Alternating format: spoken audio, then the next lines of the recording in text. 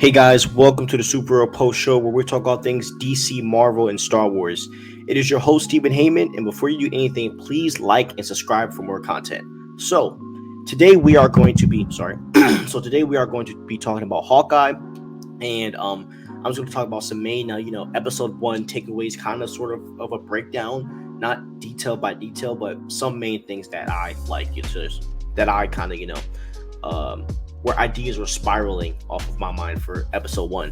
So the very first thing that happens in Hawkeye is we get a flashback to an earlier time where we see Kate Bishop's parents arguing over, whether they were going to sell their place or not, because they were kind of going bankrupt and broke. And we also end up seeing a young Kate Bishop's perspective of the Battle of New York from 2012's Avengers. Now, I know a lot of fans might be annoyed that we keep getting a bunch of flashbacks to past movies, but I love this. I'm a big fan of having everything connected and see these different aspects of the way certain things are filmed. And I would love to know, are they refilming these scenes, to see stuff from certain angles, or are these scenes that were used or that were made but never put in the movies? Are they just taking old footage and just using it? I would love to see how that be made, but it was pretty awesome. But during the chaos, obviously she sees Hawkeye save her and fight off aliens with his bow and arrow, which is what inspires her to learn archery and martial arts and all of that stuff. And also, actually, I'm getting to that later, but so we also learned that her father died during the Battle of New York, leaving behind her and her mother. And obviously her mother is Eleanor Bishop. She's played by Vera Farmiga, and obviously Kate Bishop is played by Haley Steinfeld. So pretty great actresses. They did a great job. So after the flashback, we get our first ever animated Hawkeye intro, and it's very cool because it really is inspired by David Aja's art style. So if you don't know who David Aja is, he worked on the iconic Hawkeye comic book run with writer Matt Fraction, which heavily influenced this series. So it was awesome to see them paying due to the writers of the series, and it was actually really cool to see how it actually was moving and stuff. It was pretty dope. As I said, during the intro, it kind of shows her origin as a kid. It shows her learning how to fence and doing archery and stuff like that. And then after the intro, we see Kate Bishop trying to hit a school bell with a bow and arrow, which was, I was like, yo, that's crazy. It's kind of weird, but I guess from what it said, she got shot. It was like a bet, for her to see if she could hit the school bell with her bow and arrow. And it was cool because the first time she didn't hit it, or she hit it, but it had no effect. And then the second time she hit it, the bell ended up falling and all this stuff. And then she ended up getting in trouble. I guess she probably got kicked out of school. And then after that scene, we go into Clint Barton. So this is the first time we see Clint Barton, aka Hawkeye, since 2019's Avengers Endgame, while watching the Rogers musical with his family. And by the way, this really shows us that a lot of people don't care about Sam being Cap. There's a whole movie about Captain Rogers. They're not over him yet. Sam, you got a long way to go, buddy. But we get another funny musical depicting how the Battle of New York went. They even had Ant-Man in the battle, which was funny because my thought was, what if they saw him when he was in the Battle of New York in Endgame?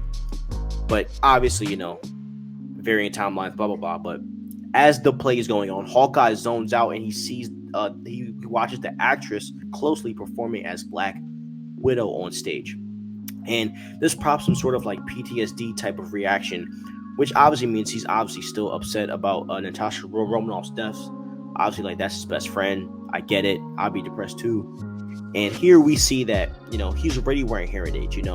I really thought that he was going to we were kind of going to work our way up into maybe a catastrophe, making him straight up deaf, but he already has it. And the funny thing is that in the comics, it was a mercenary known as the clown who jammed 2 of Hawkeye's arrows into his ears, which caused him to lose his hearing. But and I'll explain why he lost his hearing in episode 2, obviously. But so let's talk about Tony Dalton, right? So after that, we kind of, obviously, we go back to Kate Bishop being home, etc. And Tony Dalton plays the MCU's version of Marvel's.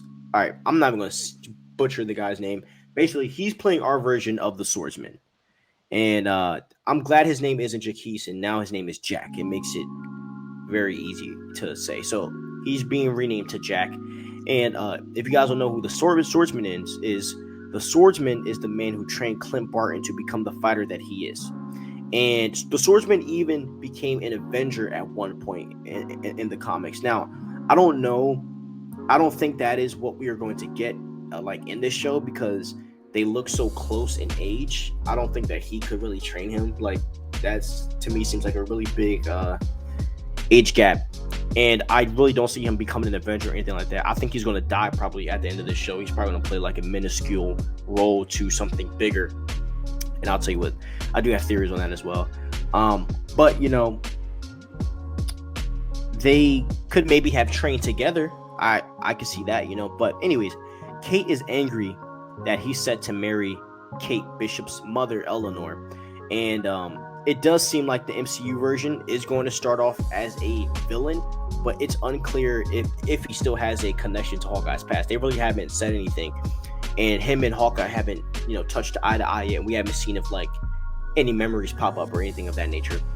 And then obviously, we get Lucky, the pizza dog, who is in David Aja's and Matt Fraction's Hawkeye run. Nothing too crazy, but also we end up meeting Armand III. Now, Armand III is basically just a random rich. He's a powerful rich man, and in the show, he was despising Kate's mom. He even threatened her, and which was really weird. It was kind of like out of the blue. He was showing Kate mad love, and he threatened her mother. And after that, he and then downstairs, there was a black market auction going on that Kate Bishop ended up sneaking down to, and then there we see Armand III and Jack, and they ended up betting against each other for Ronin's sword, and Jack ended up losing to obviously Armand III, because he's richer. And he also made a comment to Armand saying that Armand has no money. Now I'm like, I don't know where that comes from, and I don't know how he's broke, but whatever. But when the auction starts, right? So basically, after the sword is won, another Ronin's suit comes after the sword, and then a big explosion happens. And guess who started the explosion? The Tracksuit Mafia. Okay, and we'll get into that later. And so Jack ended up stealing Ronin's sword while Kate stole the Ronin suit. And obviously, if you know, obviously, actually, let's get into the Tracksuit Mafia while we're here.